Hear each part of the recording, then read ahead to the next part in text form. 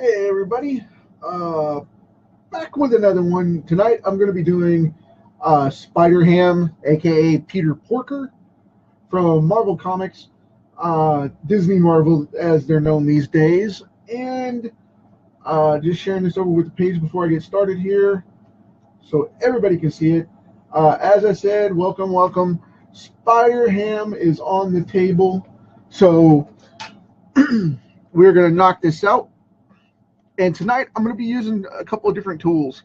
Um, I got I got into the old tool chest here, the side table, and got these Prismacolor brush tips. They're brush tip markers. There's like 8 of them in here, and they're all brush tips. They're standard colors, primary colors, and secondary colors. They're really good.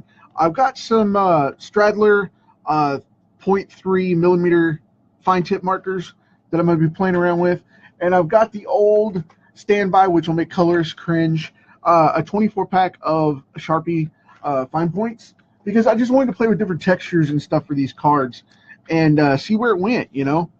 But for the most part, I mean, you'll be able to see everything going on. Getting the eraser dust off here where I cleaned it. And excuse me there, coughing. I'm going to get this going on and see how it goes in and how they fill up and the colors work and all that. And we're going to see exactly how they hold up. I have never used Prismacolor tips out of this set. And I've used Prismacolors for years, but I've never used Prismacolor brush tips. And they were supposed to be coming out with a line of these things, and it didn't go past the 8, past the 8-pack that I know of. If it did, I would love for you guys to let me know, because I would love to see what's going on with it and try it out. Because I have pretty much every Copic made. Literally, I have like 6 boxes, 5-6 boxes. And I've got one of each. I mean, everything that's on their color chart, I ordered everything on there, and I keep them readily available. But I save them for a little bit bigger projects, and I never know if I'm going to need them or not, and if it's going to be like a Sunday afternoon when the art store's closed, or wherever is closed where I get Copics. From the couple options that I have, I do not want to run out of ink or reloads, because those things are a little pricey.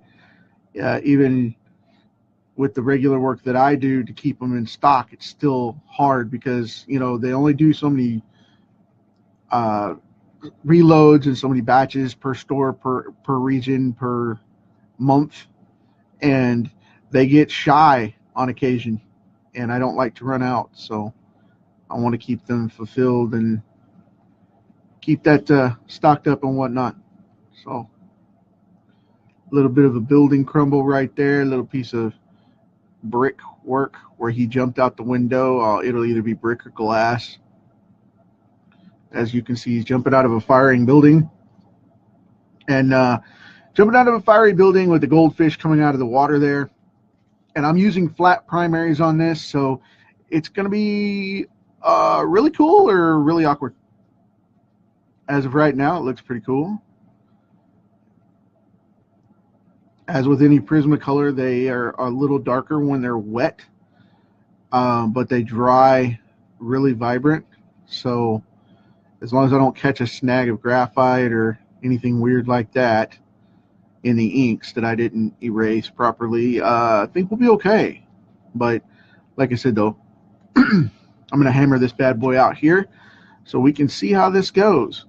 And I like doing the cartoony, monotone coloring for this one, because of the fact that that's just really, really cool for this cartoony style of this character. And believe it or not, even though it's a parody, and now an alternate universe character, don't get me wrong, he's ultra dimensional now, so he's in canon. I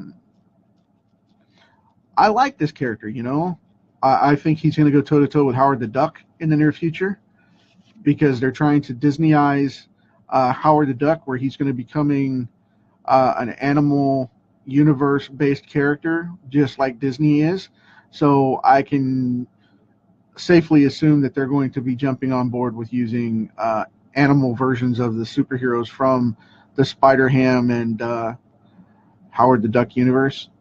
So just because they made Howard interdimensional now, I think they're going to take that aspect with it. So we'll see. You never know with what Disney and Marvel are going to do. They're pretty predictable for the most part once they lay a track, but they haven't exactly laid that out yet as to what they're doing with Howard. So we'll have to wait and see. But for the time being, we're getting to hang out for a little bit and check out Spider-Ham. So this is, like I said, one of my favorite characters from the Marvel Universe. It really is. I love this guy. He cracks me up. And I'm not really into funny stuff like that, funny comics. Bone was really good with me, but I didn't get hooked into a lot of that because of the fact that it was just not my thing until later. And now I read all the old Disney stuff, the Carl Barks. I won't say Clive Barks again this time. Clive Barker.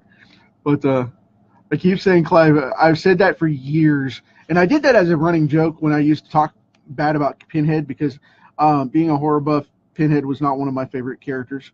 And my cousin is huge into horror films, especially, Jason and Pinhead. They're like his two favorites. Leatherface, I believe, is a third runner-up. But, I was always a Freddy fan. And then I like the old school horrors that are more about scaring you with a thrill rather than, when the ghost finally pops up or the demon finally pops up, it's there for a reason and it's going to scare the bejesus out of you rather than, the slasher movies. But I used to pick on him about that and make fun of it. And it just stuck. I wish I hadn't have done it now because it's biting me in the butt. Every time I go to say it, it's like, it's not. It's Carl, you idiot. But it is what it is. You know what I mean? I guess that's karma and payback. But we'll say that's what it is and leave it there. But the first time I did that on a comic Kickstarter on volume 1 of the show, when I did that, I posted the episode with a tag of a Donald the Duck. Let's see, it was Donald Duck as Pinhead. And that was pretty cool. But, yeah, I found that very funny stuff. Of course, I don't take myself that seriously, though, so it's one of those things. You just have to roll with the punches, Crap happens, especially on live anything. And, I didn't edit it out either because we had one take because that's all we had time for. Bob Garr and I only had one. We had one take on that one because he was traveling. And it was just one of those deals where you either get it out there now or don't get it out at all. And that's what we did. It's what we did. So it was funny, though. I had a blast with it. But the comic Kickstarter show is coming back this coming week, here in a day or two. Editing stuff, that leads me perfectly into that. Thank you very much for that crossover. I've got the new volume of the show starting, which you guys saw the Stan Lee Comic-Con thing where he created his own Comic-Con and set it all up and had Hollywood Reporter and all that mess and, Entertainment News, and it was going to fly off and whatever, and I really don't know what came of it anymore, but I had done a report on that and some convention tips for artists creating portfolios and things. And now, since then, I've totally changed my tune because of the fact that if you're giving out portfolios at conventions, it's not the place to do it anymore. You can give out samples and have them do it, but 99% of the time, either the mainstream top 3, Marvel, Image, or DC, they're pretty much going to throw it in the trash. I mean, that's that's where it's at. Unless you make a connection with somebody, you're wasting your time. So, with that said, I'm speaking out on it, plain and simple. That's the way it rolls. So, submit to small press, get yourself started, or start your own webcomic. You know what I mean? And I talk about that in the podcast with numerous guests all the time, giving those tips and tricks and getting started. And with that said, though, I am restarting the volume, and I'm going to be talking about the guys, Nick Garber and Ray Merrick over at the Kickstarter they have going for Crimson Guardians, and a couple other things going on. My buddy Brian Salinas hangs out with me for a little bit. I got Jim O'Reilly in there, great card artist and upcoming comic artist. It just depends on where you're at. You'll have to check out the episodes and come hang out. But it's going to be a blast, and it's going to be cool times. It's all good. It's all fun. And we just talk comic shop and everything else, and it's just going to be wild. It's about an hour a pop. So, yep. But I digress. The show must go on with the card. So, and I've noticed this gets a little muddy. Even with the ink being set, it's still getting a little dark because it's saturating, and I think it's wetting the ink and moving it, which is why I quit using Prismacolors altogether in my comic art, because they bleed. But once it dries, we'll see how it is. I think it's still going to be a good card, though, even if it is a little darker in places. Because it's a sketch card, it's supposed to be live and in flux, and it's not, full-on comic art, as it were. And I'm trying not to cross the lines anymore, just in case that is a problem. Rotate this tip a little bit so I don't wear it out. Yeah, it's not bleeding over too much. It was just getting murky in places where the lines are closer. But that's okay, though. I think that's the wet marker. I don't necessarily think that's bleeding paint. But again, it's a sketch card, so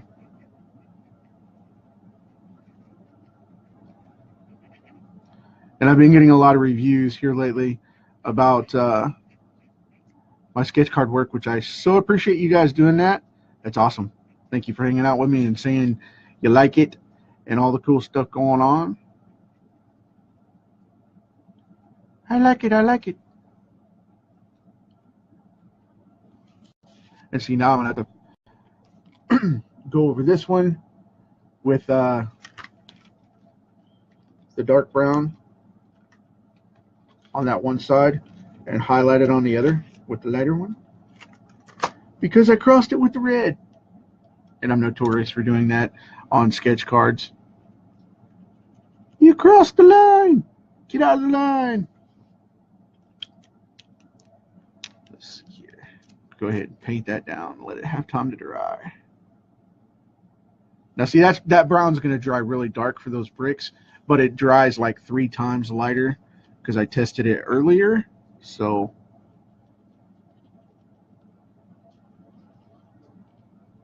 it'll dry with a caramel look, which is awesome. And I'm only going to put a piece or two of brick in there because the rest of those are glass, and I don't want to put it all like that. I'm going to do that in a light blue and work with some of these Sharpies and see if I can get that to give a different look. There. Let's see. I'll use the straddlers here for some of this glass.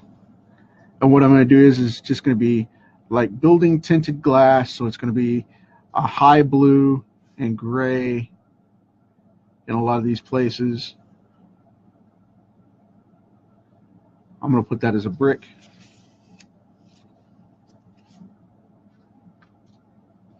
just putting in these finer pieces is a cartoon style glass, which they're either marked out in gray or blue like this, so that they look like light's hitting them and refracting, and that's pretty much it. Excuse my sniffles there. My sinuses are bugging me, and I can breathe just fine. It's just habit. Likes to bother me. It's like, you're doing a show, I've got to bother you. So, let's see. And I've got a picture frame of one of the desks there. That's going to be cool. Just kind of do this cartoony style, you know, just doing a light silhouette. I think I'm going to make that that one a piece of glass. Or instead of a piece of glass, I want to make that one a brick, because it's like chipped out right there, and I think that's where I was going with it, like this one up here. Because I left the glass jagged for the most part. But I think it's got a cool look to it, so awesome. And you got to leave the white on his snout. Most people don't do that. They fail to leave the white on his snout. If you're doing it, if you're doing a Spider-Ham character, be sure and leave the white on the snout so it gives the spider emblem, because he doesn't have one on his chest like he used to have anymore. The current Spider-Ham doesn't have one on his chest. He has the Spider-Man symbol on his face, on his snout. Which some people will argue with that, because they'll look at art and go, yes, it is, it's there. But the thing is, if you go to the Marvel Wiki, it's not. And I thought that was weird. And I couldn't get anybody to answer if it was legit or not, and I don't want to wait 6 months to draw a card, so I just left it off. So, because depending on who you ask, it determines where it is and where it isn't, so. But that's okay too, whatever. It's just comics, so I'm not that bent about it. I mean, it's not like I'm doing it for commission for Marvel, you know. If I was, or for a fan for that matter. If I was, that would be different. But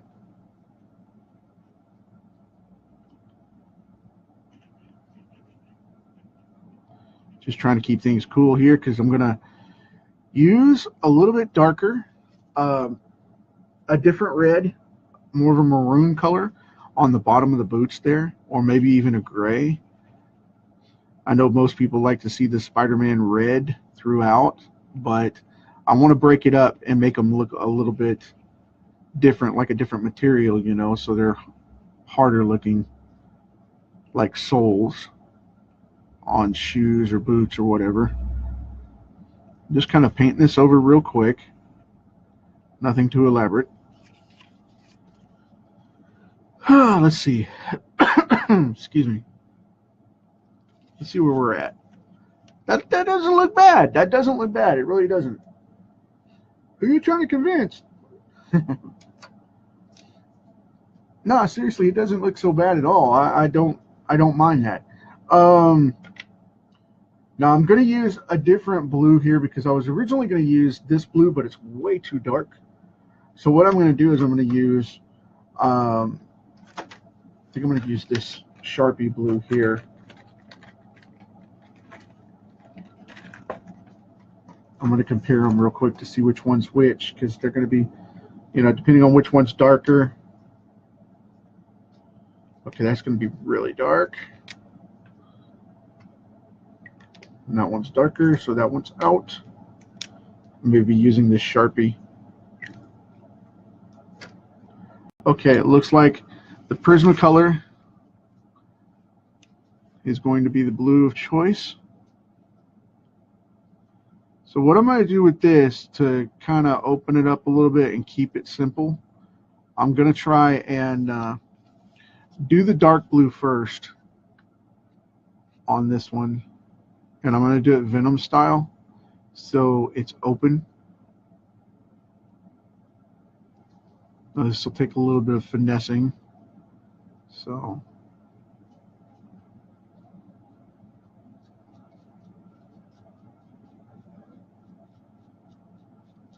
I want to let it set first before I mess with it too much, and see if it needs a highlight blue or if it can actually go all the way.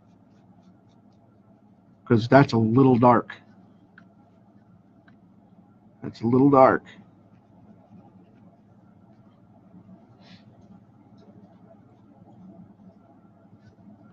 However, it will be just a trim line nonetheless, because I am not going to go in there and do 80 different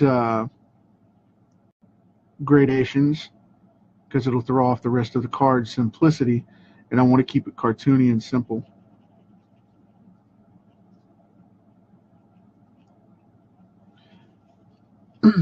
However, since I'm doing the legs like this and the upper arms like this, I could have done the red with a trim like that, you know, and trimmed it all out, but I want to keep it to where the blue is a different feel, because everything has a very good solid look to it, and I don't want it to mess it up.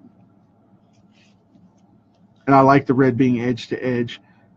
I've always liked the Spider-Man webbing to be edge to edge for some reason. It's just like it looks cleaner, and then the blue highlights itself because it's darker, so it gives that false illusion of light no matter what. And that's something Todd McFarlane brought to the attention of most artists my age with his graphic design, because he created false light with Venom that wasn't there, you know, that, but he had to, or the dude would be solid black. And you know, they didn't do that as much with the Black Panther as I thought they did originally, because you'd think with the Black Panther being black, they went all out, man. They went all out with all those old school artists went all out with just going straight up, right up to the edge, and drawing just a black character, plain and simple. You know, it was a black figure. And I found that tough to deal with, because I was like, why didn't they highlight that? I mean, they couldn't do like they do grays like now. You know, instead of true black, they do a deep gray, a charcoal type of gray. But they could have colored him different, you know, to where, or drawn him different to where they could have highlighted that and featured those attributes instead of just blacking him out. But, you know, it's what it is. So, you guys know how I feel about that. It is what it is. So we're going to go from there and just leave it alone. I got a little more red to do right there, so I'm going to leave that be. I'm going to get up on, I'm going to get up on this arm here.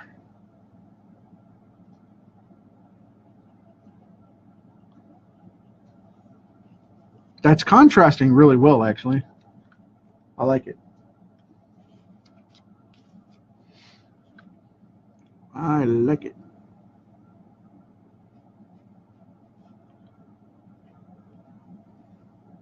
Let's see.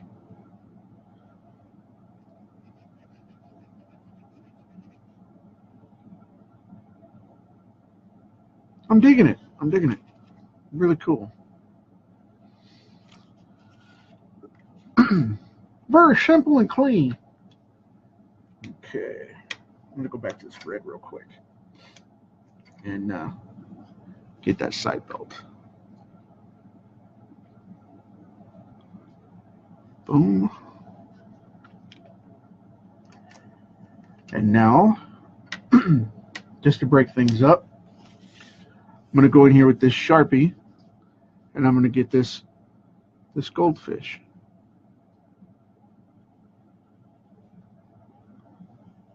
I wanted it to kind of be a beta, but I changed it up to like a koi, you know, large fin koi, instead, because of the fact that I just wanted it to have another color to pop rather than it being dark colors like blue and purple. You know, I wanted it to be something that was going to pop, because the brick's going to be dark, the Spider-Man's going to be dark. You know, I just wanted to have something to contrast. And like that brick there, with some of these darker bricks, I've also got something else going on too. I wanted to come in here with this beige looking flesh tone, which Sharpie has one of the best flesh tones in the industry of markers, which I find funny, because most people use an E11 or E13 for coping with the flesh tones in comics, or they like to use some of the more pink colors, like an E8, EO8, or E11, E00, sorry. But I like this one because it contrasts and it actually dries like a human flesh color. It's got that olive tan complexion to it for Caucasian characters. So, however, then again, you have the whole thing of E13 and E15 for African American colors, and it's a mix, a fine mix for Latinos, or whatever cultural race you might be. It happens to play into that, to where you have to go in and figure all that out and map it out properly, so you get the richness of beautiful skin tones without messing up, or disrespecting anybody and making it too dark or too yellow or too orange, or whatever. We are a very interesting species. We are a very interesting species. Let's see. I think I'm going to leave that alone because I have just a couple of bricks in there anyway. Now I'm going to leave that alone for the moment. What I'm going to do is I'm going to get this smoky gray here. I'm going to go over into this framework. And I wanted to give something to contrast the brightness of the red and the blue, and give something loosely reminiscent of cartoon style metal or shadowing. And this is a 60s technique, actually. The way they do this, they block it out and just use gray in here. Instead of painting to true color, they paint a brighter or off color metal, so it looks like that. And it was a cheap way to fill it, because you could grab the color and just paint it in. You didn't have to worry about it too much, and you could put it anywhere. And they did that with all the background, on those things. So it was always cool to see that stuff. Now what I'm going to do is I'm going to grab this lighter one again. I think I'm going to use this lighter blue this time. I even have a better blue than that for this water from the fishbowl.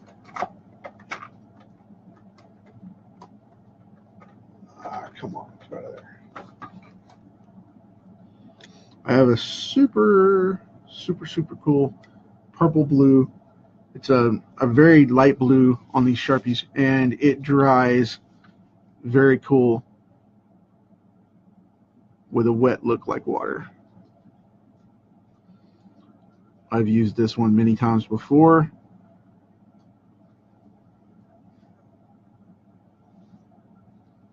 And just to shake things up a little, I will add some of that lighter blue in there.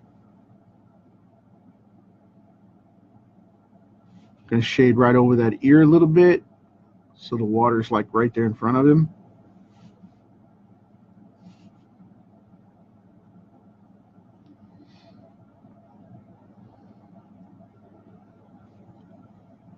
Okay, let's see. Go down on the heavy side like that.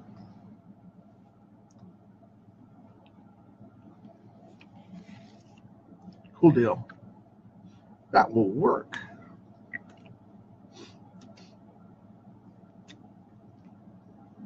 Now I'll go in with the same blue that I used for the glass, just a little, kind of break things up a little bit.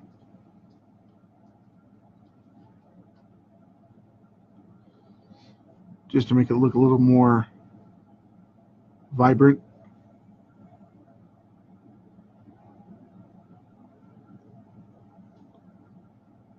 I don't know if it's going to look more like water due to this cartoon style, but it looks okay.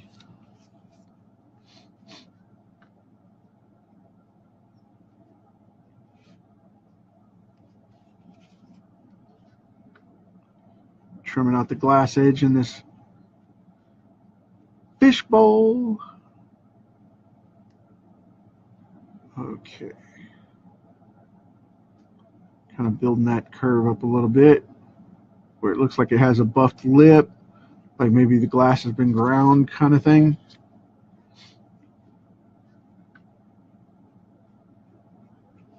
There we go. Cool deal. Now, I've got a window back here. And then pretty much all the rest of this is going to be smoke and glass. So, like this one right here, that's a window. Boom, done deal. This is a window.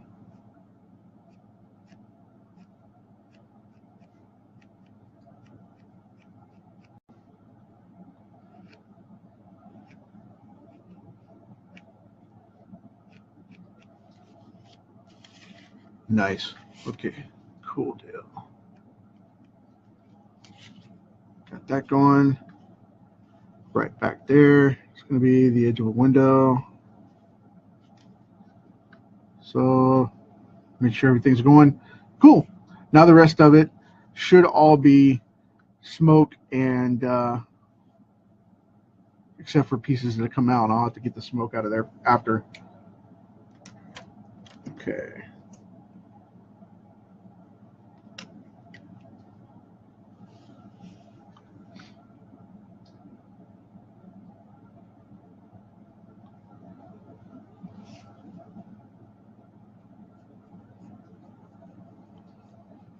I used to love doing this as a kid because when I was growing up with comics, we didn't have the digital colors yet, you know, until the 90s when I was a teenager.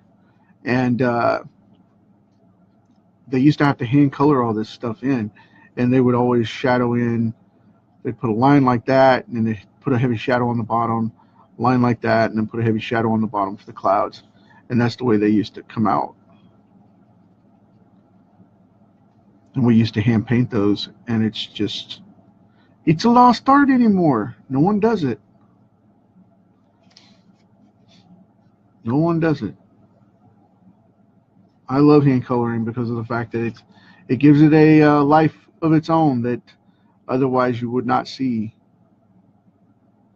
However, I digital color as well, which is a big step forward for me because it was a big move, you know. I mean, everybody's like, well, why don't you digital color? And I'm just like, eh. And then I got into it in my 20s, and it's like, why haven't I digitally colored? So you could have been doing the coloring all the time, all along. But I did not do so. I'm going to color that yellow and orange. That's going to be smoke right there.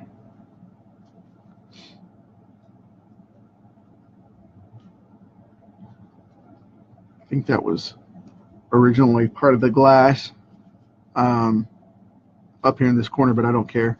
That's okay. Matter of fact, I'm going to block that out and go right in here and block this like it's part of the ridge being hidden. And I'll come back in on that with the glass. There's the flame there.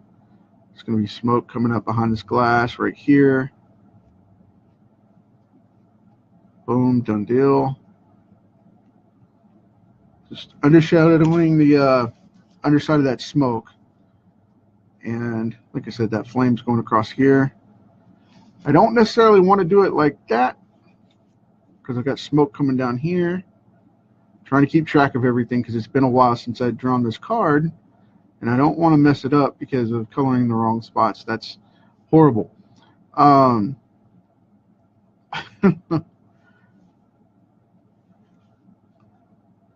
that's a steel piece right there.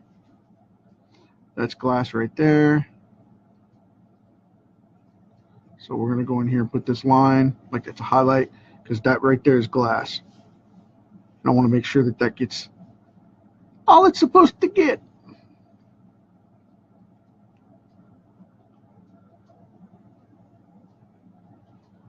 Now I was curious about that line right there, but I had this broken out and was supposed to be smoke behind this line right here, which was supposed to be something coming out behind him.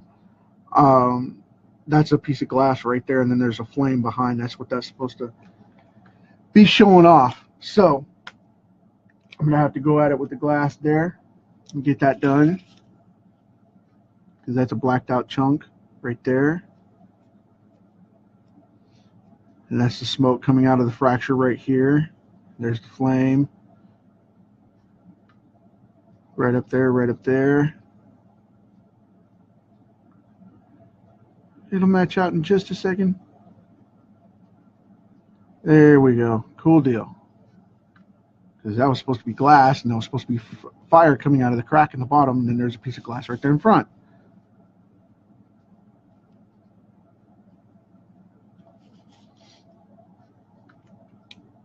Okay. Now,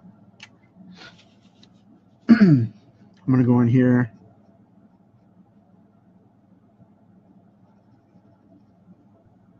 And yes, I know it's the same yellow-orange as the goldfish, and that's what I want, because they used to use the same thing over and over and over in those old cartoons. They used to use whatever.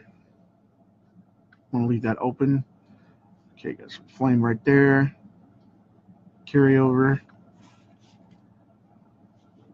That's glass back there, metal back there, smoke there, building there. You get a building and you hit it with the fire. Put a mark on there. Whoops.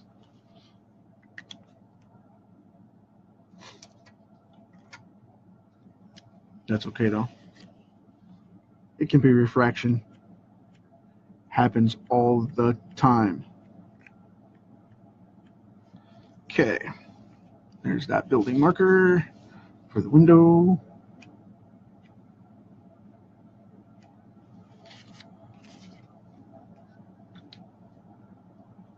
And now I'm going to go back down here for some of this other smoke coming down, because it's blowing out the bottom due to the ventilation. Say there's a backdraft on these things in buildings, and a lot of people don't realize that whenever smoke goes down like this, it'll go down the side of the wall because there's air pressure outside the building pressing against it. And a lot of people don't realize that air pressure will push it down and makes clouds and smoke crawl against the building. And I didn't know that until I researched it a little bit. And I learned about it last year, that smoke can actually crawl down a wall. I was like, you're full of it, because friends were telling me about it, you know. And I was like, yeah, you got to try this technique. Oh, okay, cool, whatever. And I know smoke and fire will do some funny things, but I had no idea they would crawl down walls. But due to modern ventilation, like air conditioning and things like that, and then the way the buildings are built, they have an airflow over them, so they will actually go wonky, and you can get smoke to crawl down a wall. I have never seen it done other than those experiments that I found online, which you guys can check out yourself. But it was just nuts, man. I was just like, wow, cool. But that's why you should always study, because you find different stuff out, you know. And my granddad, he's in his 80s, and he was a fireman, and he said, oh yeah, he said, it'll crawl down walls like that. And he said, fire and smoke will do anything. He said, you can't trust any of it. It'll do anything. And I was just like, okay, man. So it's like, that's a bummer, but whatever.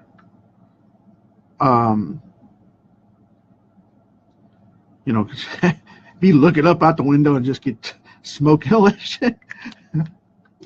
That's crazy. Of course, I'm being sarcastic. I don't know if that can happen, but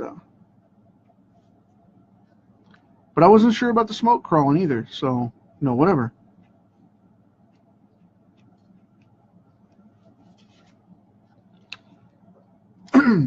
I still haven't seen it firsthand, other than, you know, YouTube, and they could fake it. It could be, you know, it could be a farce. I don't know, but I don't care. So please don't gripe at me about it. If you know, if you're like, well, that's wrong, just, I'm not giving false information. Just, I'm saying what I checked out.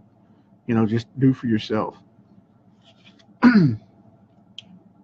But let's see. I think I'm going to do this.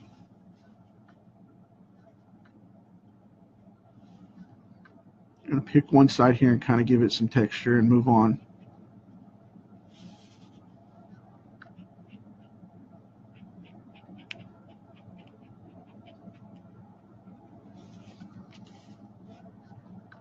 Okay, cool. That worked way better than I thought it would. Neat. I thought these markers were going to leave me hanging, but they didn't. They didn't let me down at all. That's pretty cool.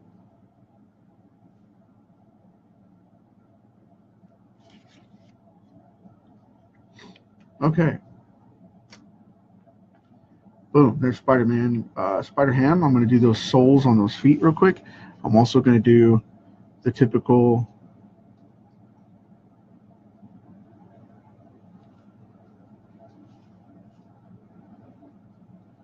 Spider-Man lenses on the eyes.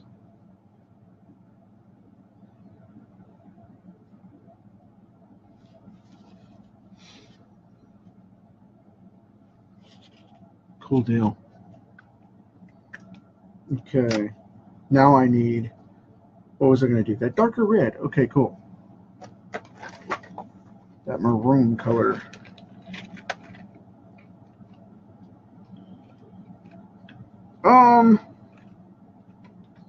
I think I'm going to change up on that, and I'm going to go ahead and put red on his heels, and then I'll overcoat it with a gray.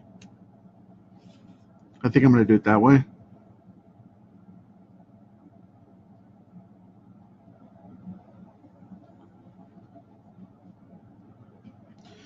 And because they're a harder rubber, I'll leave them open, and hopefully I'll get enough shade out of the line work to pull that off. Saturating those black lines, I hope I pick up just enough to shade it. Maybe they're close enough they will. It looks like it. Maybe they're close enough I can pick up enough ink to do that. Then we won't have to worry about it.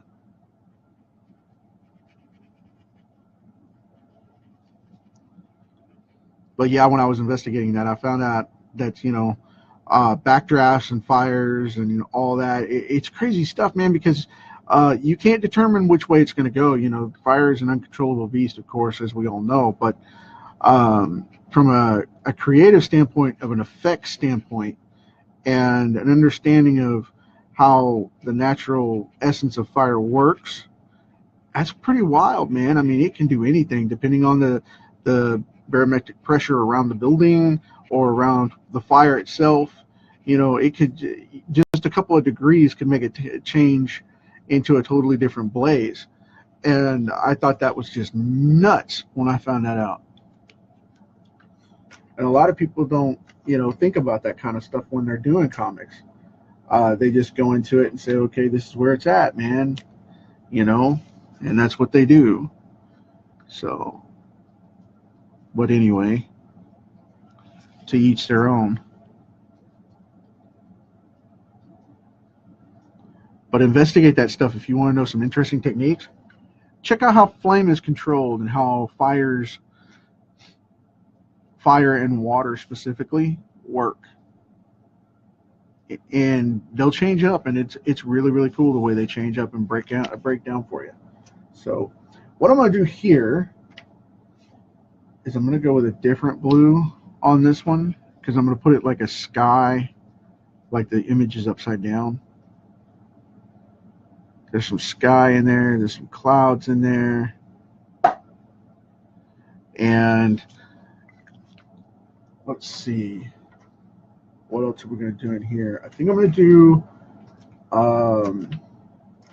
do a light brown for maybe like a mountain down here kind of deal. And then I'm going to take this light one and I'm going to put in for a little bit of glass right there. I'm going to leave that open so it looks like part of the frame as well. Now, I think I've got everything out of there so far, I hope. So I think that's cool. Hey, Jim. How's it going, man? Let's see. I think we got it covered. I think that's it. So, with that said, Spider Ham, hope you guys dig it. And that's another one in the book. So, I will miss the spot real quick. Now it's in the book. And I'm going to call that it right now. If I missed anything else, it's just there. But thanks for hanging out with me for a little while. And as always, we inherited this great rock. Leave it in a better place than where you found it for the next generation. And I'll talk to you guys tomorrow for another one.